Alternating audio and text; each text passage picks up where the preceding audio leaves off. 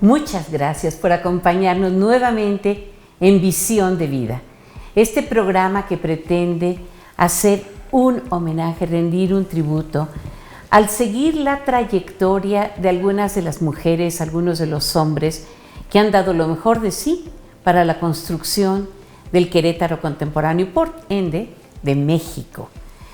Hoy me encuentro con un hombre, un empresario, a quien yo admiro profundamente, al que conozco ya hace muchos años, y lo he visto en distintas facetas, como un pensador, como un empresario que ha generado una noción, un esquema de pensamiento para la integración de equipos de trabajo.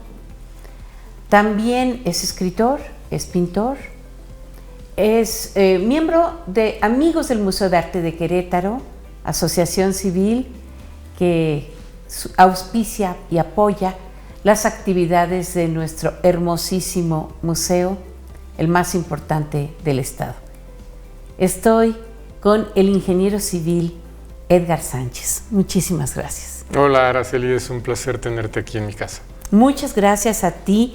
Desde hace mucho tiempo tenía yo ganas de una charla a mayor profundidad contigo, porque cada vez que hablo contigo me dejas pensando como 3 semanas. ¡Qué padre, maestra!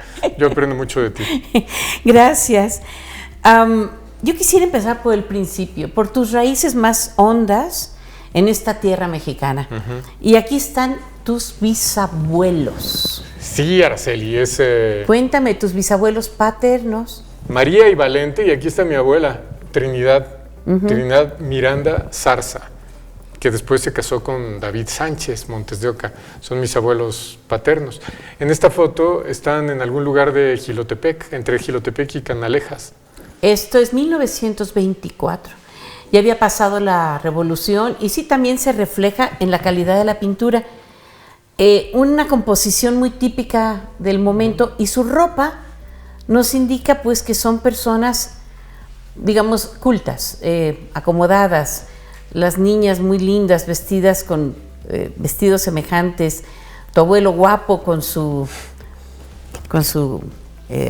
chaleco y su bigote. Ajá. Un poquito herencia de Pancho Villa, ¿no? De los revolucionarios de la época. Bueno, ¿qué me dices de estas raíces tuyas? Bueno, a mí me sorprendió mucho hace más o menos unos 20 años que estaba el proyecto del Genographic, de National Geographic, y es un proyecto emblemático porque es donde descubren con muestras genéticas de alrededor del mundo que todos compartimos un ancestro común en África. Sí. Y ahí yo descubro que mis 2 linajes son indígenas mexicanos, o sea, mi linaje materno expresado en mi cromosoma mitocondrial, en mi ADN mitocondrial, y mi linaje paterno expresado en mi cromosoma Y. Ambos son nativos de América desde hace 10.000 o 15.000 años. Pero, por ejemplo, ahí los Miranda Zarza se ven blancos. O sea que sí. Mi mestizaje... Sí, evidentemente también tienen sangre europea y de esta gran mezcla de sangres que llegó con la conquista. Exactamente. Porque los españoles no eran, vamos a decir, únicamente españoles. Ellos venían de celtas, visigodos, italianos, egipcios, toda la cuenca del Mediterráneo estaba representada en los que llegaron aquí. Y es muy bello ese mestizaje que en realidad es la esencia del corazón de los mexicanos. En mi caso se expresa de esa forma. Los 2 linajes son indígenas y los consortes de esos linajes han sido de otras tierras. Y eso para mí ha sido muy importante porque transformó la forma en la que me entiendo y me lanzó en un proceso de experimentación o de búsqueda identitaria. Todo eso se refleja mucho en mi trabajo. Claro, en tu trabajo tanto artístico como empresarial, ¿no? Sí.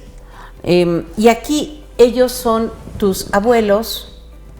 Él es mi abuelo David y ella es mi abuela Trinidad, que aparece de niña. Que es la por acá. niña que aparece al principio con sus papás. Sí, mi abuelo David y sus ancestros nacieron en un pueblo que se llama Xometla, que está a tiro de piedra de las pirámides de Teotihuacán. Aquí están Trinidad, Susana, David, Rosa María y Antonio. Quiere decir que ahí está mi papá. Ahí está tu papá y la fecha es 1944. 44. Mi papá nació en el 43, o sea que estaba chiquitito. Era un bebé prácticamente. Y ellos son tus abuelos Maternos. maternos. Mi abuelo Daniel y Mamín, la abuela, la mamá de mi madre, que nació en Veracruz. Mira cómo todo cambia. Ellos ya están sonrientes frente a la cámara. Y su pose misma, su posición frente al fotógrafo es distinta de la posición de frente que tienen los bisabuelos. Esta foto es de 1939. 39, sí. Aquí todavía no nacía tu mamá. No, todavía no. María del Carmen, mi abuela, su padre llegó de Europa, pero con un apellido bastante exótico, Bejarle. Nosotros, en nuestras investigaciones nos han llevado a pensar que probablemente era un judío sefardí. Ajá, muy probablemente. Y aquí tienes a tus papás. Sí, ya como sesenteros, ¿no? 69. Antonio Sánchez Miranda y Ana María González. Bejarle. Bejarle, que yo creo que venía de Béjar. Ajá, es muy, muy probable. Entonces, los señores Sánchez González tuvieron a tu mamá. Sí. No, aquí, perdóname, a ti. Esa es mi mamá, sí, exactamente. A ti. Tú eres Edgar Sánchez González. A la orden. Y en marzo del 69, ¿ellos estaban solteros? No, yo nací en el 68. ¿Eres un niño del 68? Sí, ajá. Con razón. 28 de septiembre del 68. Estamos hablando de que eres un niño olímpico, como el Opel, que yo me acuerdo muy bien del coche, y la primavera de Praga, las grandes revueltas en Berkeley, California, en París, en México, Ciudad de México, que llevaron desafortunadamente a Tlatelolco, ¿no? 4 días antes del 2 de octubre nací. Tu mamá estaba, pues, teniéndote a ti cuando México se estaba convulsionando y al mismo tiempo ocurrían las Olimpiadas. Sí, mi papá estaba trabajando en el centro de prensa de las Olimpiadas, donde hizo su tesis, y era prácticamente recién egresado de la Facultad de Ingeniería. O sea que estaba muy en contacto con lo que estaba sucediendo en ese momento. Y años después tu papá trabajó en Laguna Verde. Sí, él después de eso ingresó a trabajar como ingeniero de ICA. Con Bernardo Quintana y etcétera. Y en los gloriosos años de ICA que van a volver. Sí. Ahorita están trabajando en Boulevard Bernardo Quintana, perdón, 5 de febrero. Bueno, y en otras partes del estado. Y entonces en la transformación, la construcción de la infraestructura de México, mi papá estaba en presas, en carreteras, estuvo en la cimentación de la nucleoeléctrica, y nosotros íbamos como errantes, siguiéndolo para mantener unida a la familia, y eso me llevó a vivir en lugares fascinantes, ¿no? Viví allí muy cerquita de la playa, en Laguna Verde, y en Tampico, y en el desierto de Guerrero Negro, en Baja California. Entonces fue muy diverso, y también estuve en muchísimas escuelas. La primaria la hice en 7 escuelas diferentes. Tú de niño me imagino que ya tenías una percepción del ambiente que te rodeaba, del contexto, y por tanto te sentías mexicano en distintos puntos de la geografía. Sí, pero también la identidad se fue construyendo a lo largo de muchos años, porque es cierto, tuve compañeros de escuela campesinos con quienes disfrutaba mucho de la amistad y disfrutaba mucho del ambiente tropical o de la exuberancia de la naturaleza en lugares hermosísimos donde había días que se nublaba de mariposas monarca. ¡Ay, qué maravilla! O se veía un tapete rojo de cangrejos cuando salían los cangrejos rojos del mar, ¿no? Entonces viví cosas muy lindas, ¿no? Es esta infancia. Sí. Tu padre, tu madre, está tu hermana Ileana, tú y José luego Fernando, José Fernando. Ajá. Estos 5 iban de un lado a otro. Sí. Era una familia y que, por supuesto, en aquel tiempo todos seguíamos al papá, ¿verdad? A donde fuera tu padre, pues iba la familia completa. Y también tenías una familia grande de primos. Sí, esos son mis primos del lado de mi mamá y muchos de los tíos. Ajá. ¿Esta del centro es tu abuela? No, ese es mi tío. Ay, perdóname. Sí. Perdóname, no lo alcanzaba a ver bien. Entonces, tu mamá, Ajá. tú Sí. y tu hermano. Sí, aquí está mi papá también. Ahí está tu papá. Ajá. Y me decías que Ileana vive en Chile. Sí, mi hermana Ileana vive en Chile con 2 hijas muy lindas, una linda familia. Bien, y después de aquella infancia, ya esta es la adolescencia. Sí, aquí ya nos vemos un poco más grandes. Yo creo que yo ya estaba en la universidad, 93, ya estaba saliendo de la universidad. Ya trabajaba en Procter. Trabajé Procter & Gamble. Sí, en mercadotecnia. En mercadotecnia, Un par de aunque años. eras estudiante de ingeniería civil. Sí, para el 93 ya me estaba graduando de ingeniero civil, pero estaba estudiando mercadotecnia, precisamente porque yo veía que era insuficiente. Yo necesitaba saber algo de empresas y de mercadotecnia, porque ese era mi llamado. Y la ingeniería civil, pues estaba muy linda, pero no alcanzaba. Así es que en Procter aprendí mucho también. Terminaste ingeniería civil y pusiste una constructora. Sí.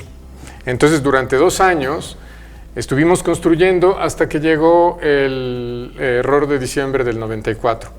Y todavía aguantamos una última obra, yo y mi socio, Lázaro Benavides. Y el 1 de diciembre de ese año 94, solo 2 semanas antes del error de diciembre, abrí mi primera tienda de pinturas, que todavía estaba en la Ciudad de México.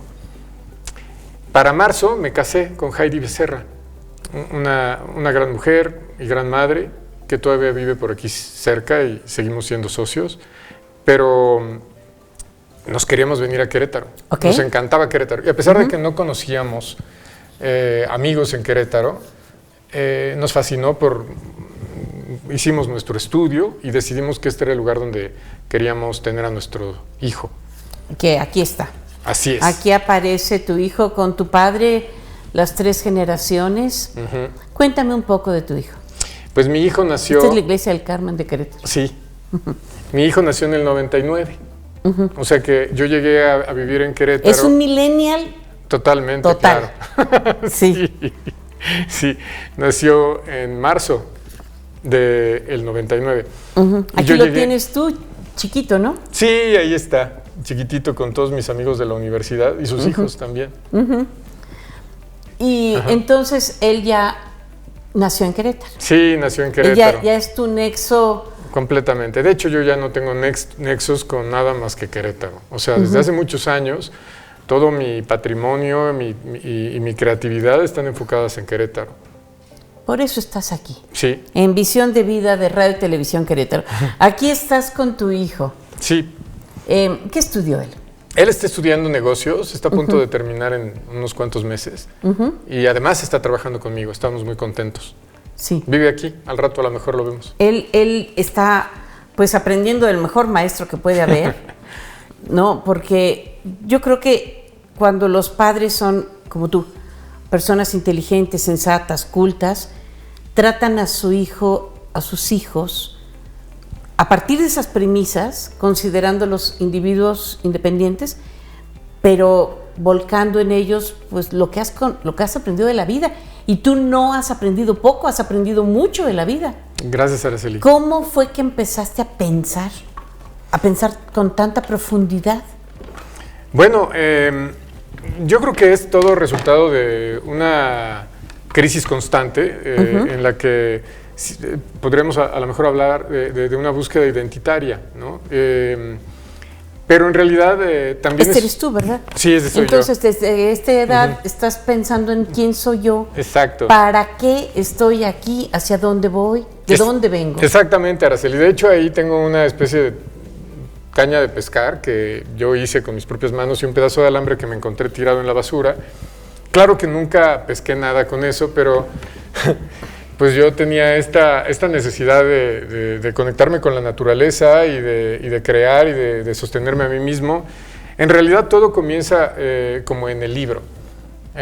Un día salgo de la escuela, ahí en primaria, tal vez con unos 7, 8 años, y me siento en el redondel de un árbol y vi la luna. Era mediodía y era uno de estos días cercanos a la luna nueva, donde la luna se ve como una raja de luna por ahí, ¿no? Sí. Y el sol está entonces, yo supongo que era como la primera vez que yo veía ese espectáculo de que están la luna y el sol juntos. Y en ese hueco, yo sabía que allí estaba la luna, aunque no se veía, ¿no? O sea, se veía solo una raja. Entonces, sentí como si estuviera del otro lado de la luna. ¡Ah, qué bien! Y sentí que no había contenedor.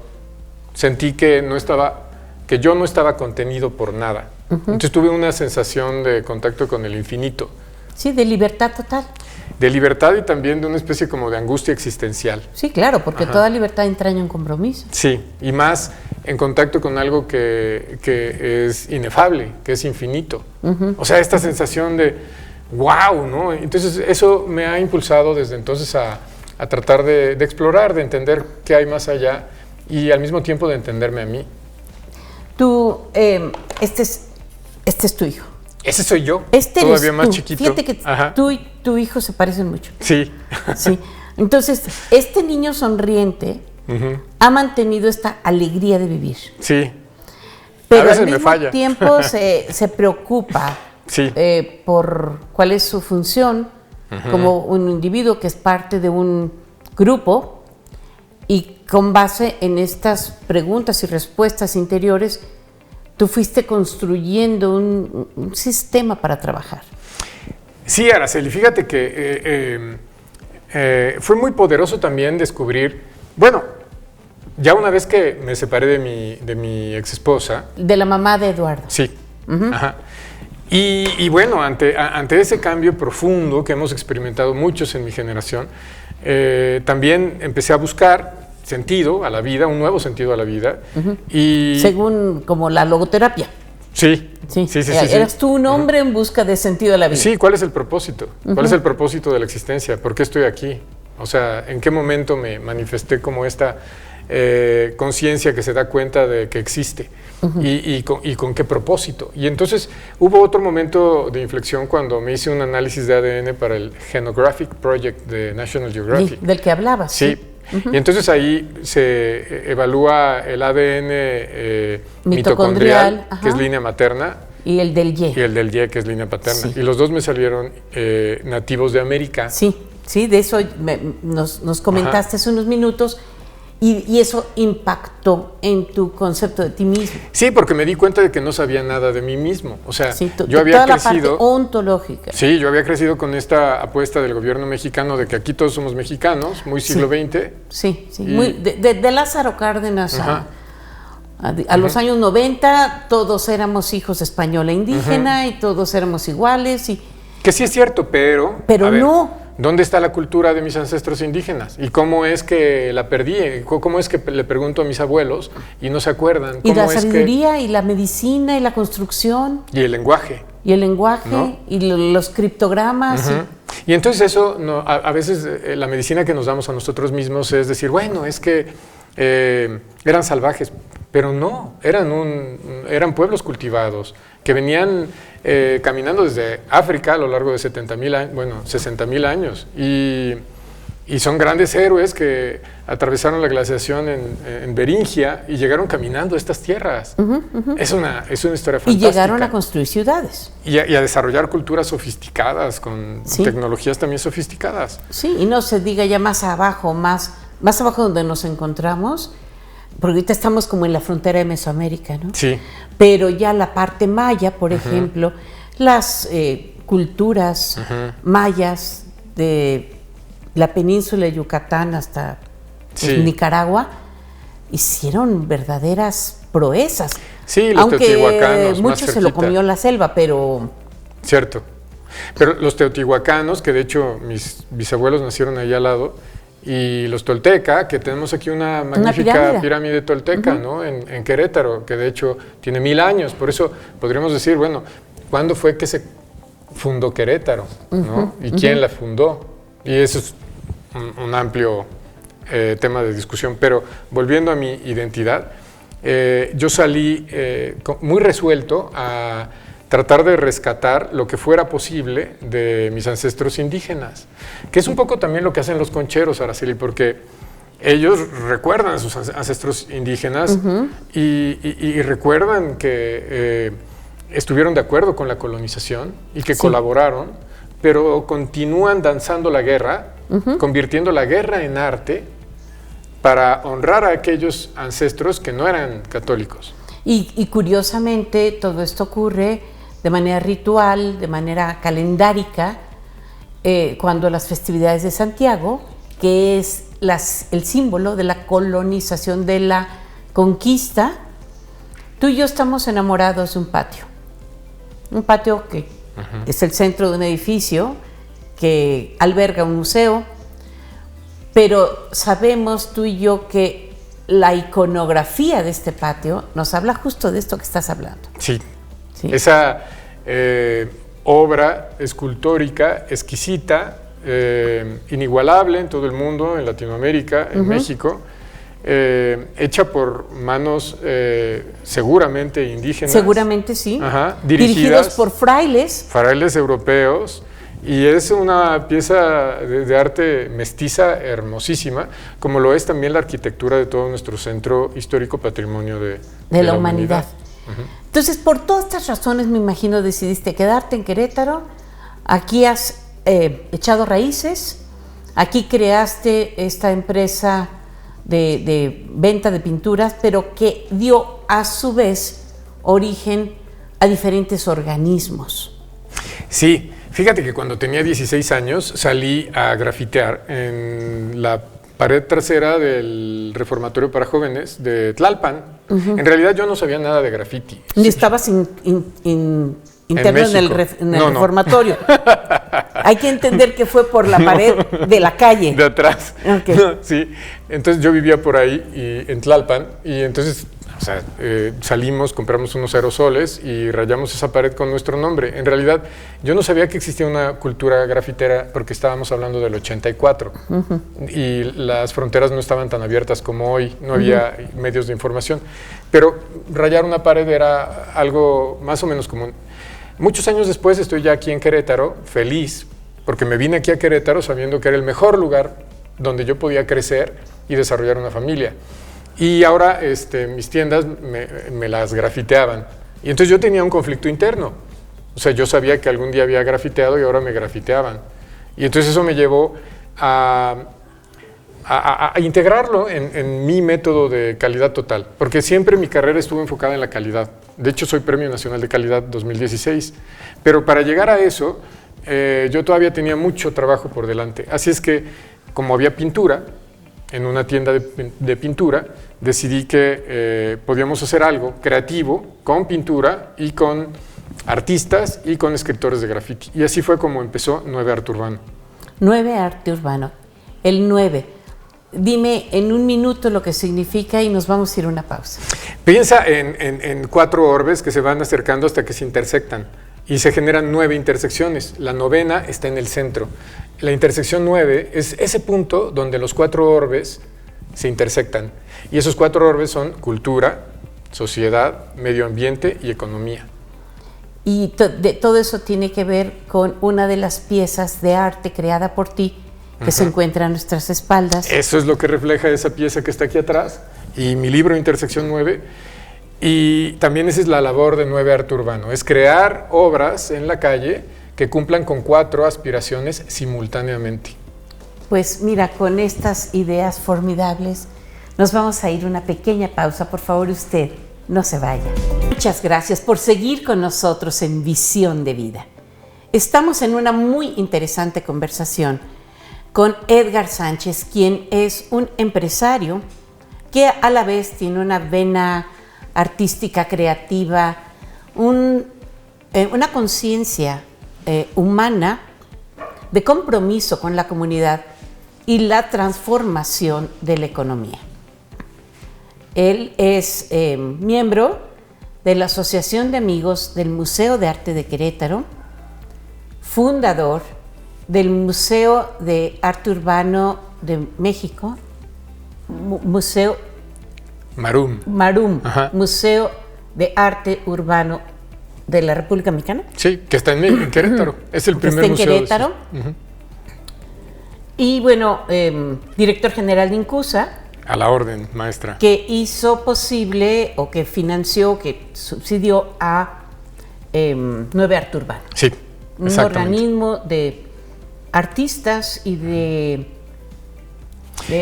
pues, urbanistas, ¿no? Sí, lo que nos gusta es definirnos como una organización productora de arte urbano, en la que hemos tenido compañeros que son urbanistas, antropólogas, sociólogos, artistas, gestores de la cultura. Gestores culturales. Ajá. Has trabajado estrechamente con diferentes organismos gubernamentales. Sí, y seguimos dándole en México, en Querétaro y a veces en algunos otros países. Sí. Para allá vamos a llegar a Mextonia y sí. tu, digamos, incursión a nivel internacional. Entonces, Incusa, la empresa comercial, la empresa mercantil, da origen a 9 Arte Urbano. Me decías, un conjunto de... Sí, en realidad yo siempre he buscado vivir mi vida a través de mi trabajo. Y desde un enfoque integral, ¿sabes? Y con todo este asunto de, no sé, tratar de entender cómo me siento frente al infinito o quién soy yo, también trataba de buscar un mapa y no lo encontraba, así es que decidí construirlo. Un mapa conceptual. Un mapa conceptual de lo que es la vida integral. Y plasmarlo al mismo tiempo en la estructura organizacional de mi empresa. ¿Me puedes explicar, con lo que acabas de decir, esta obra de arte? Sí, con mucho gusto. Bueno, primero podemos pensar en algo más sencillo. Tenemos los ojos hacia adelante y luego tenemos una nuca y un brazo derecho y un brazo izquierdo. Muy bien. Si nos vemos desde arriba, hay una cruz.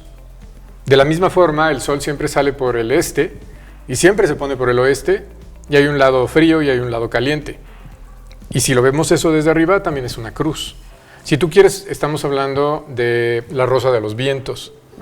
Pero también de ahí viene el concepto de los 4 elementos. Desde luego que no hablamos de la tabla periódica, sino hablamos del símbolo mínimo de lo que es el todo. Sí. Agua, aire, tierra viento, y viento. Y tierra. Y entonces eso es lo que vemos aquí. Hay un elemento central que es la quinta esencia, el quinto elemento. Y hacia el norte vemos rojo, fuego, y abajo tenemos agua, tierra y viento. Pero al mismo tiempo, ese símbolo simple, que le podríamos llamar una cruz, se expande. Y aquí lo vemos como en una especie de explosión. Entonces al centro está la intención creativa y esa se va multiplicando hasta que vemos que hay un ser que está emergiendo de todo ese sistema y está siendo parido, por eso es que está de cabeza. Pero se está pariendo a sí mismo porque tiene las manos sobre unas montañas. Y vemos que hay montañas a todo alrededor, por lo que podemos interpretar que es la Tierra, es el planeta. Y ese ser es el ser colectivo de todos los que vivimos en este planeta, pero también puede ser el ser colectivo de un equipo, por ejemplo, de mi propio equipo. De un equipo de trabajo, de un equipo deportivo, de un equipo de estudiantes, de investigadores, de científicos. Sí, cualquier grupo humano que tenga un propósito común, lo podemos, va a ser caótico, pero ese caos lo podemos más o menos administrar considerando esta cruz, norte, sur, este, oeste y centro. Y por eso es fascinante cuando yo veo a los concheros, que antes de hacer cualquiera de sus rituales, saludan a las 4 direcciones. Sí.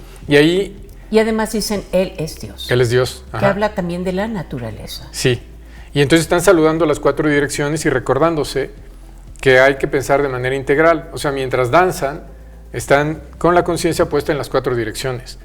Y entonces la danza, que es un acto creativo, es similar a la empresa, que también es un acto creativo en el que al actuar debemos, o bueno, yo recomiendo mantener la atención en esas mismas 4 direcciones, que en el caso de la empresa serían la sociedad, el medio ambiente, la cultura y la economía. Y al centro, pues está la capacidad creativa del emprendedor, que el emprendedor no es solamente el fundador, el emprendedor es cada uno de los gerentes, cada uno de los subgerentes, cada uno de los directores de toda una organización. Ya, ahora, esta obra de arte en particular, yo la encuentro con un cierto vínculo con las mandalas. Sí. Sí, de hecho, de ahí es de donde viene los mandalas. En el Tíbet le llaman mandala. Un día, hablando con un tibetano, me decía, bueno, y es que ¿cómo concibes tu mandala? O sea, dentro del lenguaje tibetano está esta concepción de que una persona que busca el conocimiento debe de formarse un mandala, pero es tu mandala, es la forma en la que el caos cósmico, que es infinito, lo reduces a algo que sea manejable. Claro. Simbólicamente. Un esquema. Y eso es la base del arte, porque es precisamente eso, es poner nuestra percepción alrededor y luego transformarla en símbolos que se puedan plasmar en algún medio para que eso comunique al resto de las personas y que les dé una intuición de la vida, del cosmos, del todo. Cuéntame algo de los proyectos que ha realizado Nuevo Arte Urbano, de manera sintética. ¿Cómo comenzó? Recordamos el proyecto del Bicentenario de la Independencia, Centenario de la Revolución 2010. Sí, maestra, esa fue nuestra primera acción. En 2010 venía el Bicentenario y junto con DRT, que puso las placas de lámina sobre el ambulatorio de la Alameda. Sí. Y además nosotros hicimos una gran convocatoria. Sí, y llegaron como, creo que 80 artistas, entre ellos muchos grafiteros. Nosotros copatrocinamos esa producción y de ahí yo ya traía ese impulso desde mis antecedentes, habiendo rayado una pared y desde mi búsqueda y poco a poco fuimos encontrando con artistas y escritores de graffiti que fuimos conociendo sobre el camino y que nos fueron enseñando lo que es verdaderamente el graffiti. ¿Qué es verdaderamente el graffiti? Bueno, eso es muy polémico porque tendría que ser un grafitero el que lo diga, pero mi interpretación es que es un acto de expresión en la que un individuo quiere plasmar su nombre en una pared y al mismo tiempo transgredir a la sociedad porque no está de acuerdo con la forma en la que es tratado por la sociedad. Y al hacerlo, se apropia de su espacio público. De hecho, la calle es de todos.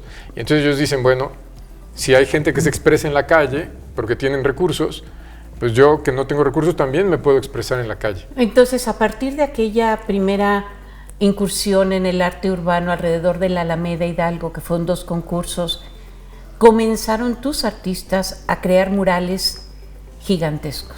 Sí, los artistas que se acercaron a nosotros y que tuvieron confianza, a veces los invitamos a pintar graffiti, pero también a veces, y más frecuentemente, los invitamos a crear murales, porque el muralismo es uno de los hitos culturales de toda nuestra historia. O sea, ¿Estos son los primeros pasos para el MURAM? Sí, el MARUM, exactamente. Perdóname, MARUM, Museo de Arte Urbano de México. De México. El Museo de Arte Urbano de México es el único lugar en todo el país donde estamos buscando crear un lugar, un espacio, una museografía, una museología que le dé dignidad al graffiti y al arte urbano y al nuevo muralismo. Háblame del espacio científico que alberga el péndulo de Foucault en el Centro Gómez Morín. Sí, el Gómez Morín es un edificio fantástico que tiene muchísimas posibilidades. Es un proyecto creado por Antonio Loyola, quien ha sido muy gentil al animarnos a pintar sus muros con murales. ¿Y la cúpula? Y la cúpula es fantástica porque la cúpula es inmensa. Dentro de ese domo de 30 metros de altura cuelga un péndulo de Foucault con el cual podemos entender y ver la manifestación de la rotación de la Tierra. Claro, claro. Y dentro de ese espacio ahora hay un museo de ciencia y tecnología muy hermoso, recientemente remodelado. Y entonces yo me adjudiqué la misión de remodelar la parte exterior. Y además de eso, transformaron el interior de algunos puentes, muchos muros en la ciudad y colonias completas. A mí me gusta mucho mencionar Hércules. Llegamos por primera vez a Hércules en el año 2014 con un festival que llamamos el Museo Callejero. Antes de eso ya habían habido otras organizaciones que habían hecho algunos murales ahí, pero nosotros hicimos 72 Como murales. Como los trabajos de Hércules, liderado por Jordi Boldó. Sí, exactamente, que tuvo ahí Jordi un taller de muralismo adentro de la fábrica. Justo en esos días estábamos pintando afuera, y produjimos 72 murales con una variedad muy amplia de artistas y escritores de graffiti. Después de eso nos fuimos a las 7 delegaciones. En las calles de Hércules. Sí, esto ya fue en 2014. 2014. Ajá, todas las calles. Y ahí... Alrededor de la antigua fábrica de hilados y tejidos. Exactamente. De hecho, hoy mismo estamos ahí terminando un segundo esfuerzo muy importante con 27,000 metros cuadrados de fachadas. 27,000 metros cuadrados de fachadas. Y 30 murales. ¿De qué manera se transforma el espíritu de la comunidad con esas fachadas? Porque yo entiendo, por ejemplo, Menchaca 2 fue un mar, se convirtió en un mar. De ser un lugar pobre, se convirtió en un lugar con olas, con pescados, con arena, con pulpos, con barcos.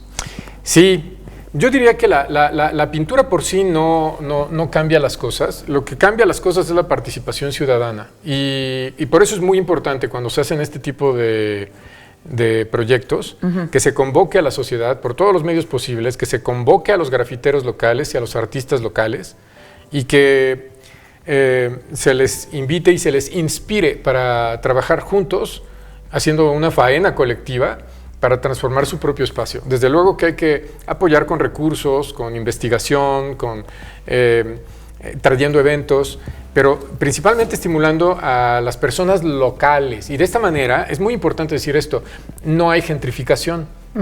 ¿Por qué? Porque no hay una explotación del bien raíz. Hay una inspiración hacia la población local para que ocupe su propio espacio. Entonces es muy importante porque si vamos a huir de la gentrificación, rechazando los proyectos, pues entonces los barrios se van a quedar sin innovación. Sí, y creo que sí es importante. Y ustedes contribuyen para que los nuevos barrios adquieran una identidad, haya una dinámica colectiva. ¿Has trabajado con Santiago Díez? Sí, claro. Santiago es un muy buen amigo con quien hemos colaborado ampliamente.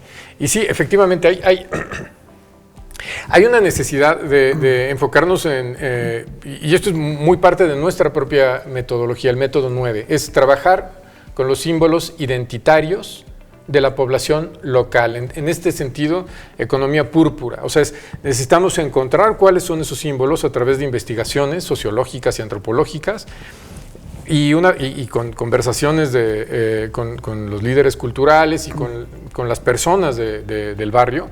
Y de ahí hay que redactar textos o bien desarrollar piezas o experiencias estéticas que puedan inspirar a los artistas invitados, que deberían de ser, en su mayoría, también locales, ya sea locales del barrio o locales de la ciudad.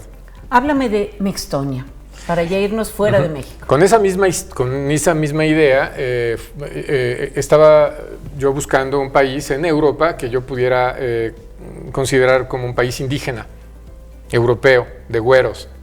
Y Estonia fue perfecto en ese sentido porque su pueblo lleva miles de años viviendo en la misma tierra y hablando su propio idioma, un idioma que se desarrolló ahí. Es un lenguaje fino-úgrico, más parecido al finlandés que a cualquier otra cosa eslava que les rodee. Entonces, conseguimos ahí una coproductora que fue mi pareja, Sigrid Tompel, y juntos hicimos un esfuerzo brutal con nuestro equipo de 9 Arte Urbano, que en esos tiempos tenía muchísima vitalidad, como lo tiene también ahora. Y nos lanzamos para allá con 23 mexicanos y allá nos esperaron 39 estonios, ya no me acuerdo exactamente de los números, éramos en total también 72 personas. Y durante 10 días produjimos 52 murales que nos recibió el primer ministro como el regalo oficial de México en el centenario de la independencia de la República de Estonia. Esto lo hicimos con recursos propios de Incusa y de nuestros proveedores, Pintura Social principalmente. Y hasta el Burning Man, cuéntame cómo fue que llegaron ustedes a una de las actividades artísticas más trascendentes del mundo en el arte contemporáneo. Bueno, sí, efectivamente, Burning Man es uno de los eventos más influyentes en la innovación conceptual dentro del arte, porque tiene un espacio muy sui generis donde Es el desierto. Sí, la creatividad, o sea, pero además es un desierto muy particular, porque es todo plano, es enorme, es muchísimo espacio. Entonces, cuando tú vas a hacer algo ahí, el entorno influye de una manera muy poderosa hacia hacer cosas diferentes. Además, la cultura local de Burning Man te lleva a expresarte de manera radical y a romper tus límites. Es un lugar donde el regalo está en que puedes crear, estás invitado a crear sin límites. ¿A cuántas personas invitaste a este proyecto? Bueno, originalmente todo comenzó porque conocí a Kim Cook, la directora de arte en Portugal, a donde me invitó Pau Llacuna, exdirector de la Fira Tàrrega en Cataluña. Y allí empezamos una conversación sobre los indígenas Paiute, que son los habitantes del Black Rock Desert, que es donde se ejecuta ese evento.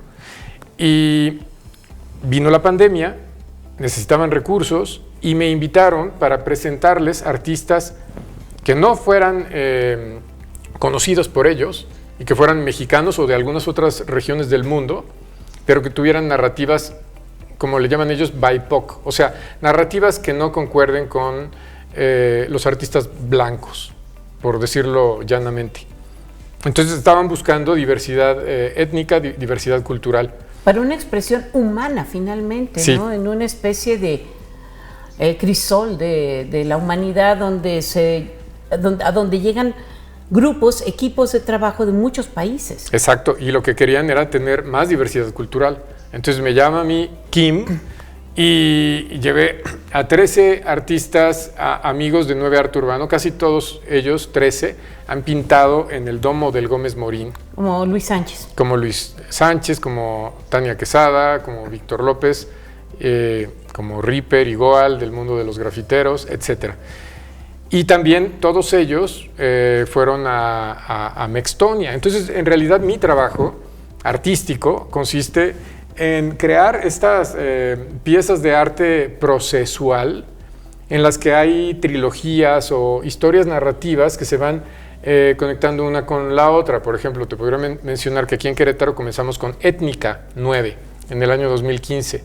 Étnica 9 nos llevó a hacer Mextonia, que es un homenaje a las culturas indígenas de Estonia.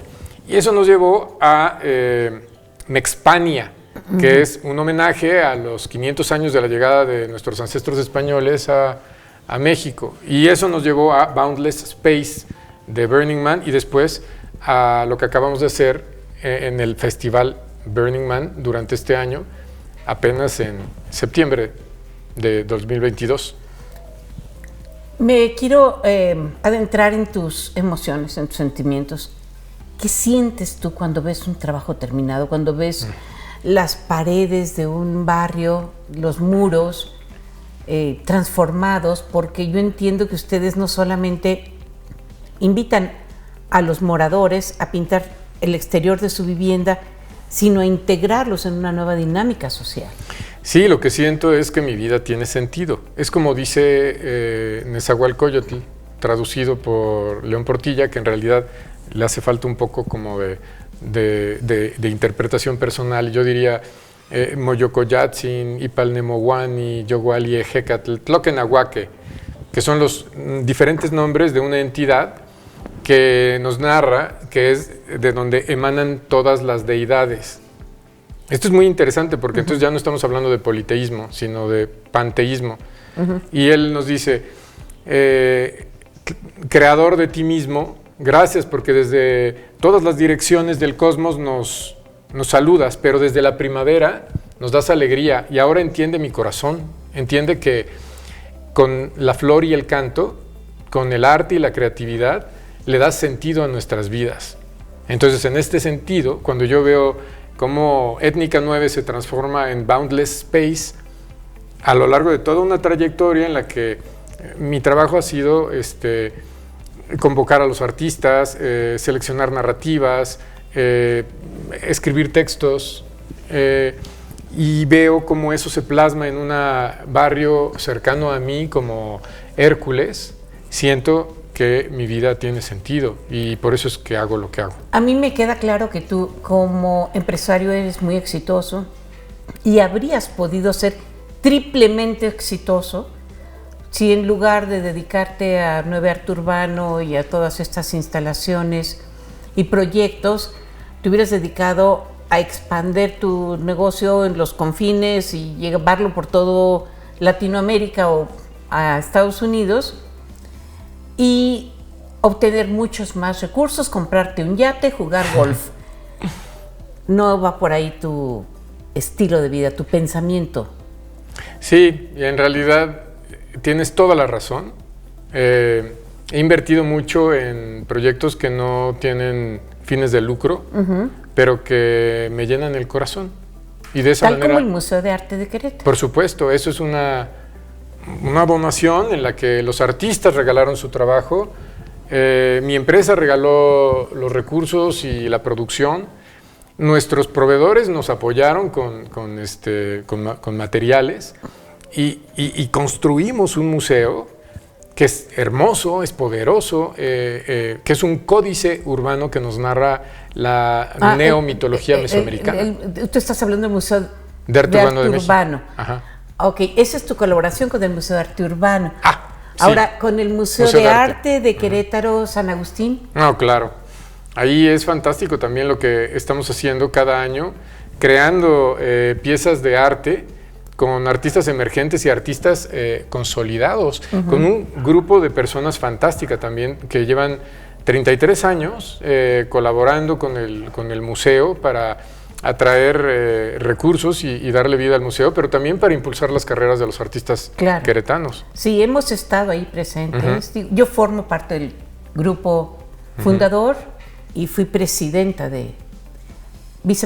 luego presidenta de Amigos del Museo de Arte de Querétaro, en épocas muy distintas, otro día lo platicamos, pero el museo ha tenido la fuerza, el apoyo, los recursos, la difusión de la comunidad. Sí, es un grupo muy poderoso que efectivamente da resultados todos los años. Es un gran ejemplo a seguir para muchos otros museos de Querétaro. O de México. Sí. Sí, porque realmente se ha mantenido sin interrupción en un proceso muy enriquecedor. Completamente ciudadano. Completamente ciudadano. Apolítico. Es un proyecto de la sociedad civil, puesto al servicio de una causa tan noble como es un museo de arte. Sí, que además se convierte en una continuidad de la escuela con todos los niños que van a aprender sobre arte, a hacer talleres, a recorrer las exposiciones, platicar con los artistas, escuchar conciertos, conferencias, participar en diplomados, toda la comunidad, incluyendo por supuesto a todos los grupos con algún tipo de discapacidad. Sí, es uno de los museos más inclusivos.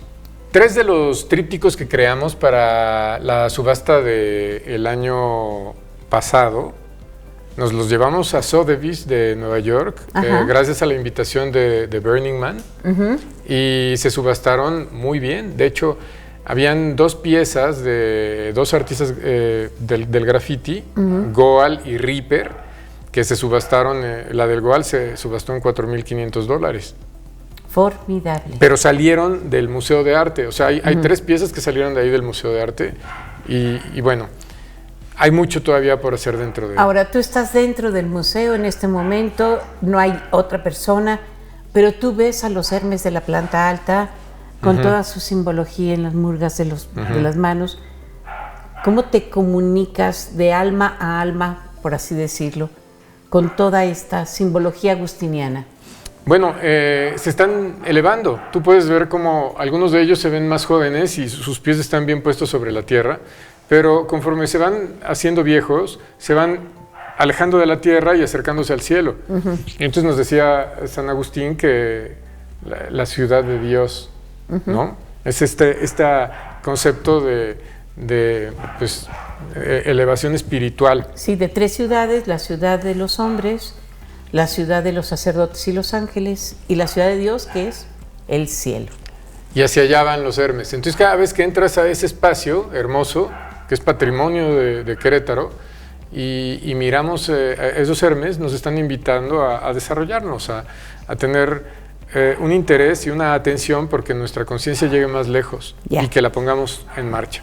Pues muchísimas gracias por abrirnos de verdad muchos canales para el pensamiento, y para mí es un placer inmenso conocer a una persona como tú que está comprometida con el desarrollo de la comunidad, con el arte y pues con la transformación estética. Gracias. Muchas gracias. Gracias, maestra, y gracias, amigos, amigas. Muchas gracias a ti. Es un honor. Y gracias a todos nuestros compañeros de audio, de video, de edición, de producción y de transmisión para que este programa llegue a sus pantallas. Hasta la próxima Visión de Vida.